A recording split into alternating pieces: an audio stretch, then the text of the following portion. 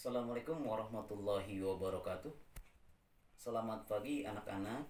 Mudah-mudahan Bapak berharap kalian masih tetap semangat ya belajar dari rumah.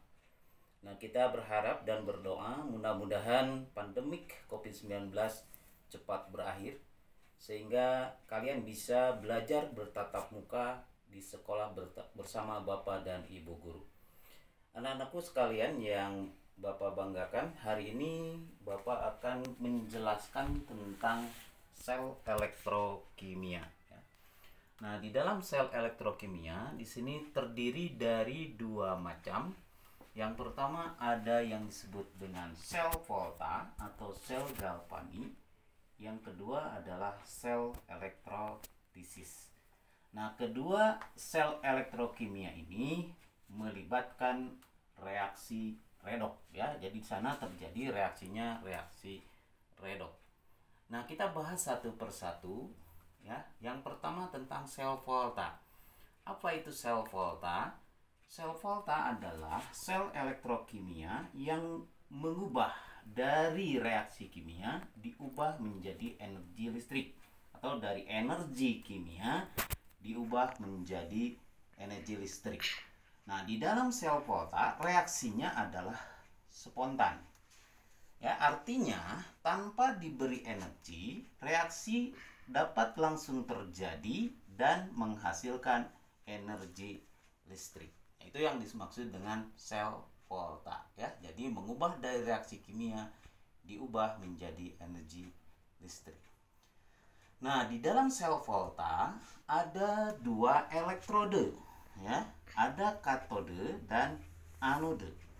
Nah, di dalam sel Volta, katode adalah kutub positif ya, sedangkan anoda kutub negatif.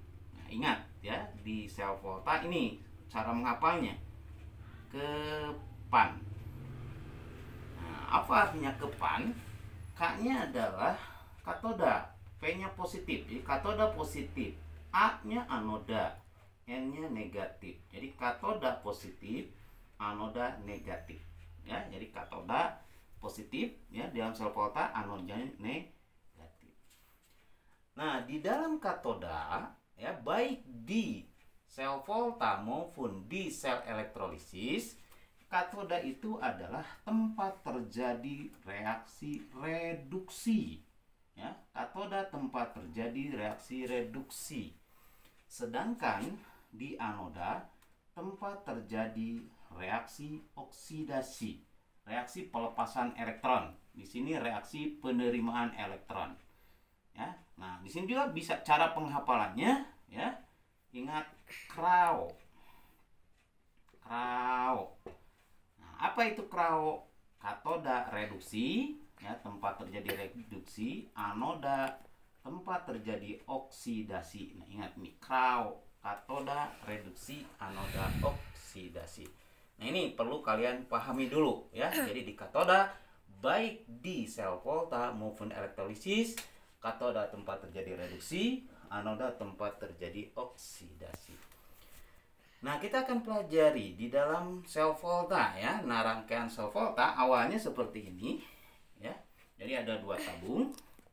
Tabung pertama ini sebagai anoda ya, dicelupkan elektrodanya ya. Ini sebagai anoda ya, menggunakan Zn sebagai anodanya. Ingat kutub negatif ya, anoda kutub negatif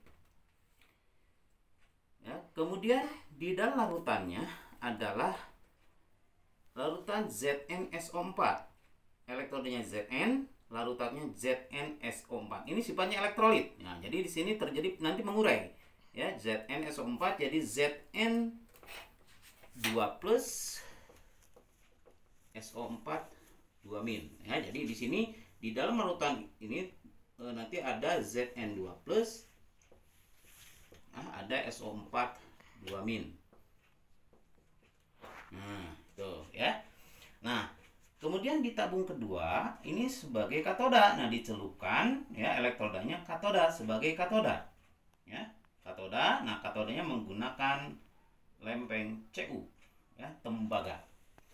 Nah, sedangkan larutan yang dimasukkan dalam tabung tersebut sama ini elektrolit adalah CuSO4.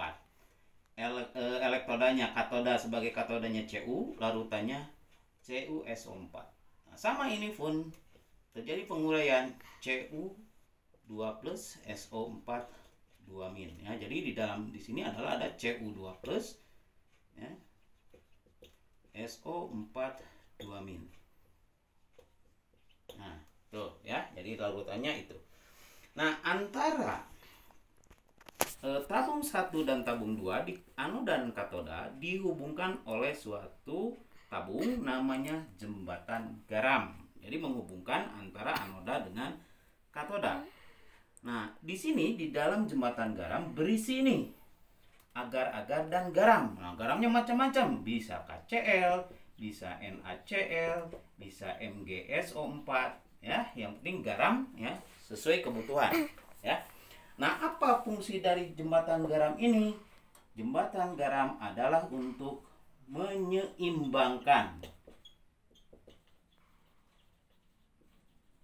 muatan ya, muatan di anoda dan katoda. Nah, jadi untuk menyeimbangkan ini muatan yang ada di sini. Nah, kemudian elektroda di anoda dan katoda dihubungkan oleh kabel ya, nyambung dengan katoda. Ini digunakan voltmeter ya untuk mengukur arus yang mengalir. Nah, bagaimana proses terjadinya atau reaksi yang terjadi di sini? Nah, di anoda tadi tahu anoda tempat reaksi oksidasi, terjadi pelepasan elektron. Nah, Zn, logam Zn, dia akan mengalami oksidasi, akan melepaskan elektron ya. Zn dia akan berubah jadi Zn2+ ya. Zn2+ nya masuk ke sini, masuk ke larutan ya. Dan melepaskan elektron. Elektronnya kemana? Elektron ke sini. Nah, kabel akan menuju ke arah katoda. Zn2+ masuk ke sini, ke larutan, sedangkan elektron ke arah katoda. Nah, karena di sini dari hasil oksidasi menghasilkan Zn2+, maka di sini akan kelebihan Zn2+, akan kaya Zn2+ dibandingkan SO4 2-min. Ya, jadi di sini kelebihan Zn2+ daripada SO4 2-min. Nah, elektron yang masuk ke katoda di sini akan diterima oleh Cu2+. Nah, dari larutan CuSO4. Ya, jadi elektronnya akan diikat oleh ini, diterima oleh Cu2+. Ya, Cu2+ mengikat elektron berubah menjadi Cu. Nah, di sini akan terjadi penebalan logam Cu. Apa akibatnya kalau Cu2+ menerima elektron? Nah, di sini di tabung katoda itu akan kekurangan ion positif.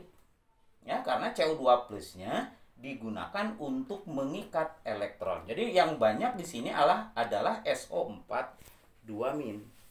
Nah, bagaimana supaya ya muatan yang ada di anoda dan katoda itu seimbang? Nah, maka di sini dihubungkan dengan jembatan garam. Ya, dengan jembatan garam di sini yang berisi tadi agar-agar dengan garam, misalnya KCl. Nah, ini kan mengurai, KCl itu kan menghasilkan K+ dan Cl-.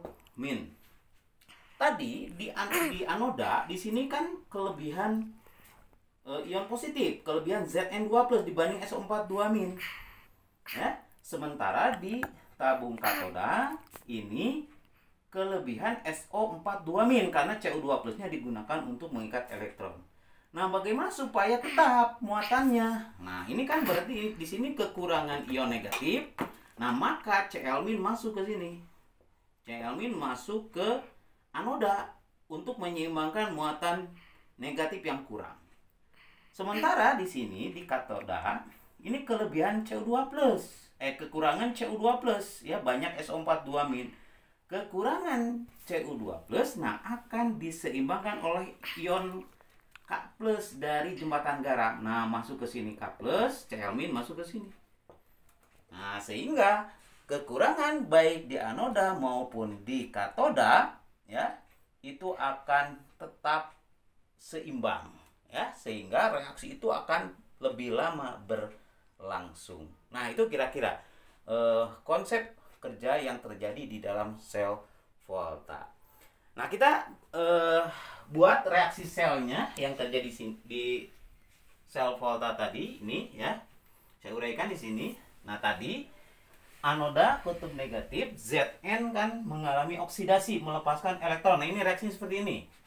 Zn, lihat penulisannya, cara menulis reaksi oksidasi Zn berubah jadi Zn2+, ya. Plus 2E. Nah, jadi elektron dilepas yang ke sini. Nah, ditulis jadi 2E. Ya, Zn menjadi Zn2+, 2+ masuk ke larutan, elektronnya ke arah katoda. Nah, ini reaksinya. Ini disebut reaksi oksidasi. Lihat cara penulisan. Zn menjadi Zn2+ plus 2 elektron. Nah, ini oksidasi terjadi di anoda. Nah, sementara di katoda, kutub positif. Nah, tadi Cu2+ kan menerima elektron. Nah, ini reaksinya. Cu2+ plus 2 elektron menjadi Cu. Wah, lihat ininya ya. Zn jadi Zn2+ plus 2E melepas. Nah, kalau ini menerima, elektronnya ditulis di ruas kiri. Cu2+ plus 2E menjadi Cu. Ini disebut reaksi reduksi. Tuh reaksinya ya, di anoda ini pelepasan elektron, oksidasi, di katoda penerimaan elektron. Nah, kita selesaikan. Nah, penyelesaiannya kita lihat elektronnya yang jadi patokan ya. Di anoda melepaskan 2E ya, 2E elektronnya yang dilepaskan, di sini yang diterima 2E. Sama kan? Nah, kalau sama, nah kita langsung coret. Kalau beda sama seperti kemarin ya, dieliminasi, kalikan. Kalau di sini misalnya 2 elektron, ini 1. Ini kalikan 1, yang bawah kalikan 2. Kalau berbeda. Nah, ini kebetulan sama ya. Kita coret saja elektronnya. Nah, kita turunkan.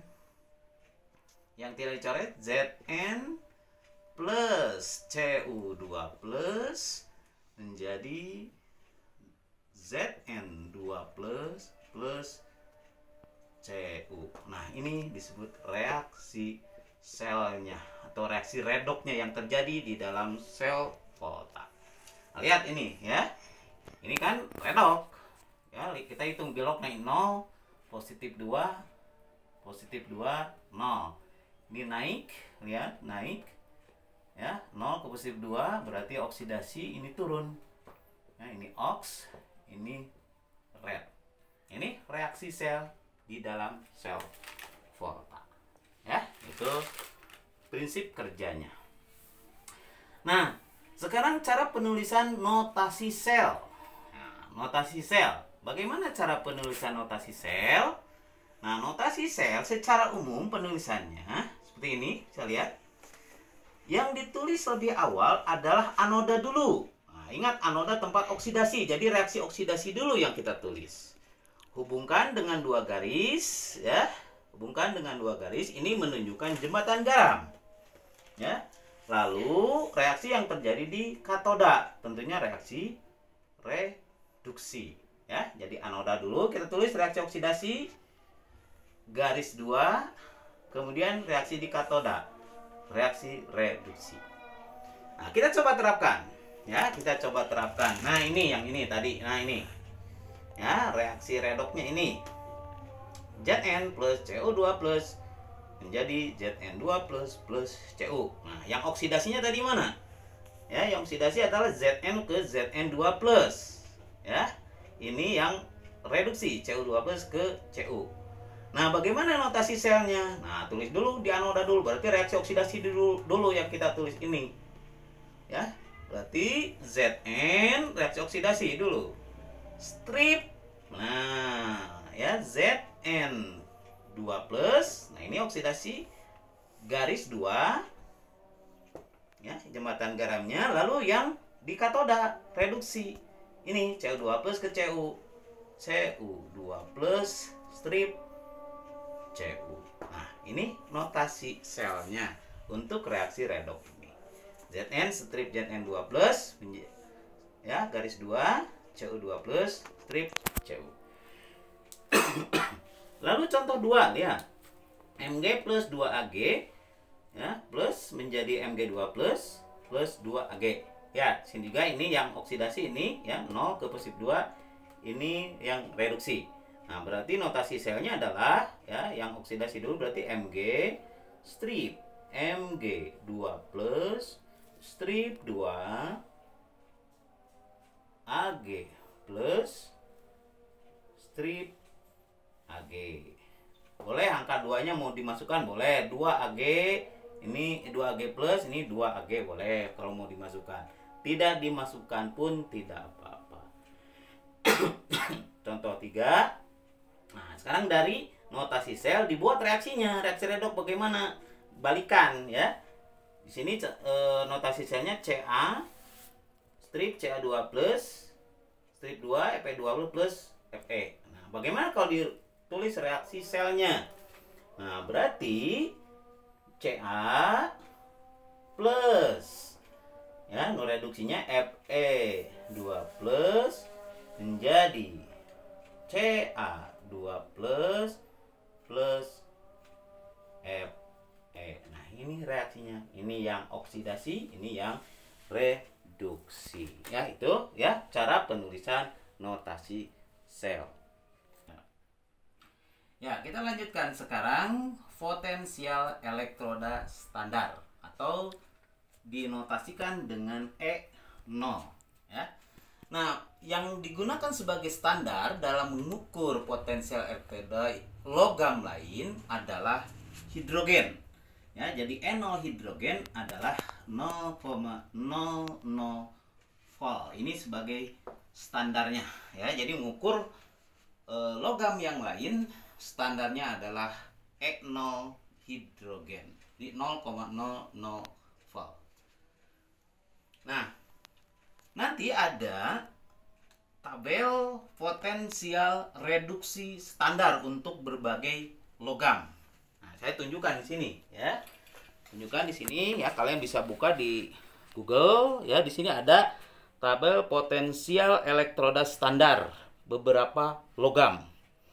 Ya, lihat sini ya, bisa kalian lihat di sini yang pertama Li ya plus elektron menjadi Li, ini semuanya reaksinya reaksi reduksi ya datanya. Nah, lihat E0 selnya adalah negatif 3,045. Nah, lihat ya, ke sini lihat nilai harganya semakin positif. Nah, lihat. Nah, semakin ke bawah ini makin positif. Ya. Nah, apa artinya ya nilai-nilai tersebut ya, nilai negatif atau positif? Nah, saya akan jelaskan ya. Nah, ini jadi kalian bisa lihat di Google lah tentang potensial reduksi standar.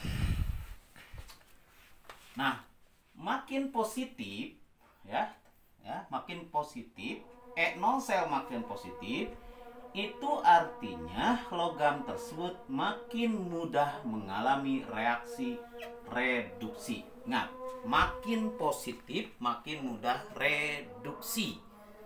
Sementara semakin negatif E0 selnya, maka logam tersebut makin mudah oksidasi. Oh, ini pegang. Makin positif nilai E0 ya, potensial elektroda standar, makin mudah mengalami reduksi. Sementara semakin negatif nilai E0 sel, makin mudah logam tersebut mengalami oksidasi. Nah, bagaimana cara menghitung potensial sel standar E0 sel? Ya.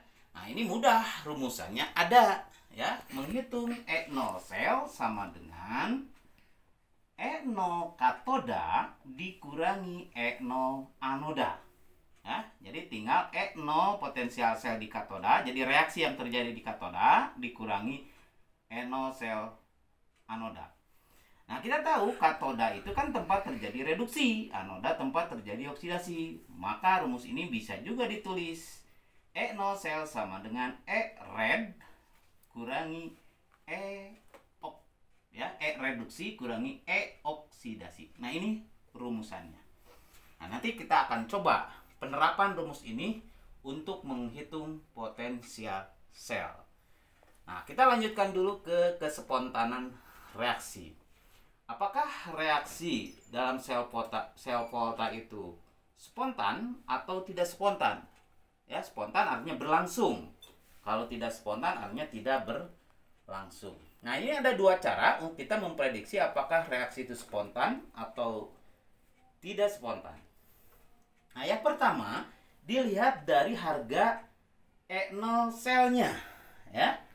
Jika E0 sel positif, artinya E0 selnya lebih dari 0, artinya positif, maka reaksi itu spontan atau berlangsung. Jadi tinggal ninggalin kan hasil, kalau hasil hitungannya nilai E0 selnya positif, oh berarti spontan atau berlangsung. Ya, dari hitungan ini hasilnya positif, oh spontan atau berlangsung. Nah, sebaliknya jika E0 selnya negatif, artinya E0 selnya lebih kecil dari 0, ya berarti kan negatif, maka reaksi tidak spontan atau tidak berlangsung. Mudah ya. Jadi tinggal hitung dari sini E0 selnya, kalau positif berarti berlangsung, kalau negatif tidak berlangsung. Yang kedua, bisa diramalkan atau diprediksi melihat deret volta. Nah, ada syaratnya. Nu berlangsung itu yang seperti apa? Nah, reaksi tersebut spontan atau berlangsung, syaratnya jika logam yang dioksidasi, posisinya harus berada sebelah kiri dari logam yang mengalami reduksi pada deret volta. Ya, jadi ini ya syaratnya. Logam yang mengalami oksidasi posisinya harus berada sebelah kiri dari logam yang mengalami reduksi pada deret volta. Nanti kita coba terapkan ya, kita pelajari dulu bagaimana yang disebut dengan deret volta. Nah, urutan deret volta, ya lihat di sini urutan deret volta mulai dari Li, ya Li, K, Ba, Ca, Na, Mg, Al, Mn, ya H2O, Zn, Cr, ya dan seterusnya sampai ke Au. Nah, yang tadi di dalam tabel, nah urutan mulai kan dari Li sampai ke Au ke sini. Ini adalah di dalam deret volta. Nah, ini ada cara menghafalnya. Ya, untuk memudahkan kalian buat kalimat. Nah, bagaimana caranya? Nah, LIKBA ya. Lihat L-nya lihat. K-nya ke bawah. Lihat ke bawah candi nampak Na. Mang Ali minum air, ya H2O kan air. Zidan Zn cari Cr. Pemain Fe cadangan. Cowok nikah Ni seneng. Sn pembantu. Hahaha. Ciuman hangat Agnes pasti au. Nah, itu cara mengapanya. Saya ulang ya. Lihat ke bawah candi nampak Mang Ali minum air. Zidan cari pemain cadangan. Cowok nikah seneng pembantu. Hahaha. Ciuman hangat Agnes pasti au. Nah, itu cara untuk menghafal deret volta. Kalian bisa buat kalimat sendiri. Nah, sekarang yang terpenting kalian tahu aturannya bagaimana ini. Nah, ya. Nah, semakin ke kiri, ya, ini ke kiri berarti ke arah sini. Ini nyambung ya, ini nyambung. Ya, ke kanan berarti ke arah AU. Semakin ke kiri, ini nilainya kan makin negatif ya. Ke sini makin positif. Makin ke kiri makin mudah oksidasi. Reaksi oksidasi. Ya. Kalau mudah reaksi oksidasi, kita ingat di awal ya. Yang mudah oksidasi itu adalah sebagai reduktor ya, berarti ini makin reduktor kuat. Sifat reduktor makin kuat. Makin kiri, sifat reduktor makin kuat. Nah, tuh. Ya. Terus ke kiri makin negatif. Nah, kalau makin negatif berarti makin mudah mengalami oksidasi. Nah, sedangkan ke arah kanan ya berarti sebaliknya. Ke arah kanan kan makin positif. Nah, berarti makin mudah mengalami reduksi. Mudah mengalami reduksi. Ya. Lalu kalau ke kiri makin mudah oksidasi, sifat reduktor, ini mudah reduksi. Berarti ini makin kanan makin bersifat ya, sifat oksidator. Nah, makin ke kanan bersifat oksidator. Ini makin positif nilainya. Ya, positif. Nah, tuh ya aturannya itu ya. Jadi makin ke sini ke kanan itu makin mudah reduksi. Berarti kita bisa bandingkan misalnya Mg dengan Zn ya. Zn ada di kanan. Ya, berarti Zn makin mudah mengalami reduksi ya karena lebih kanan dibandingkan Mg. Nah, Mg mah makin mudah oksidasi dibandingkan Zn. Berarti sifat reduktor mana yang paling kuat? Yang paling kuat berarti yang mudah mengalami oksidasi, berarti Mg. Ya, kalau dibandingkan Zn ini adalah reduktor lebih kuat dibandingkan Zn. Sebaliknya Zn oksidator lebih kuat dibandingkan Mg karena makin mudah mengalami reduksi. Ya, itu kira-kira ya untuk pemahaman dari deret Volta. Ya, kita coba ya untuk melihat kespontanan apakah reaksi itu berlangsung atau tidak berlangsung. Nah, kita ambil contoh yang pertama untuk yang menggunakan ini yang diprediksi dengan menggunakan deret Volta. Nah, ini ya. Nah, tadi syaratnya reaksi tersebut spontan atau berlangsung, syaratnya logam yang dioksidasi itu harus berada sebelah kiri dari logam yang mengalami reduksi. Ini catatan. Jadi syaratnya akan berlangsung reaksi tersebut kalau logam yang mengalami oksidasi posisinya ada di sebelah kiri dari logam yang mengalami reduksi di dalam deret Volta.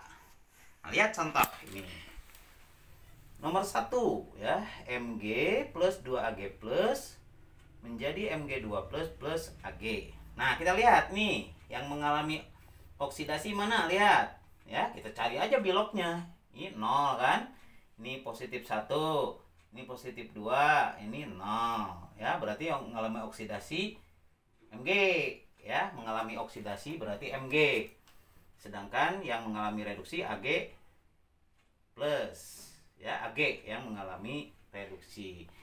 Nah, ini berlangsung atau tidak? Nah, tadi syaratnya logam mengalami oksidasi itu harus ada di sebelah kiri dari logam yang mengalami reduksi. Kita lihat Mg dengan Ag.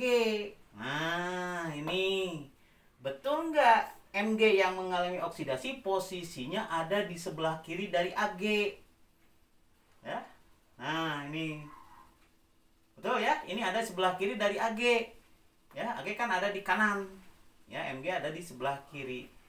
Ya. Nah, berarti reaksi ini adalah kesimpulannya adalah reaksinya spontan atau berlangsung karena posisi Ag yang mengalami oksidasi posisinya ada di sebelah kiri dari Ag. Ya. Nomor 2, lihat. Ni plus Ca2 plus menjadi Ni2 plus Ca. Coba lihat dari reaksi ini mana oksidasinya. Nah, oksidasi ini ya. Ini kan 0, positif 2, ini positif 2, ini 0. Ini kan naik ya oksidasi. Ya. Ca positif 2 ke 0, reduksi. Kita lihat, bandingkan. Sekarang Ni dengan Ca. Nah, ini. Yang mengalami oksidasi mana di sini? Ni kan? Lihat posisi dibandingkan Ca. Ni ada di mana? Ada di kanan daripada Ca. Berarti ya tidak sesuai ini. Ya, Ni ada di kanan dari ini logam yang mengalami reduksi. Maka ini kesimpulannya tidak spontan. Oh, gitu ya. Jadi cari dulu mana oksidasi. Nanti lihat di deret volta posisinya di mana logam yang mengalami oksidasi. Lalu nomor 3, satu lagi ya. Ini Ca plus Ni2 plus NiCSO4 menjadi CaSO4 plus Ni. Ya, nah ini mekieu. Nah, ini sama larutan. Ini kan NiSO4 ngurai kan jadi Ni2 plus SO4 2-. Yang ini Ca2 plus SO4 2-. Ya, kita lihat ininya, lihat. Nah, ini. Nah, ini lihat Ca2 plusnya. Berarti ini NiSO4 Ni2 plus sama dengan Ni2 plus. Ini CaSO4 sama dengan Ca2 plus. Nah, di sini mana yang mengalami oksidasi? Ini Ca. Ca 0 ke positif 2. Ini oksidasi. Ni positif 2 ke 0. Ini yang mengalami reduksi. Nah, bandingkan Ca dengan Ni. Yang tadi dibalikan yang ini. Lihat posisinya namanya ini Ca yang mengalami oksidasi. Lihat Ca ada di kiri daripada Ni. Ca ada di sebelah kiri daripada Ni ya, yang mengalami oksidasi. Ya. Maka ini kesimpulannya nomor 3 juga adalah reaksinya spontan ya, karena ini Ca yang mengalami oksidasi berada di sebelah kiri dari Ni. Tuh. Itu cara memprediksi kespontanan reaksi menggunakan deret volta. Nah, nanti untuk perhitungan ini saya ambil contoh ya, soalnya nanti di pembahasan lain ya, sekaligus melihat kespontanan untuk yang poin 1 ya, bisa dilihat dari E0 selnya tuh. Nah, sementara cukup sampai sini ya. Assalamualaikum warahmatullahi wabarakatuh.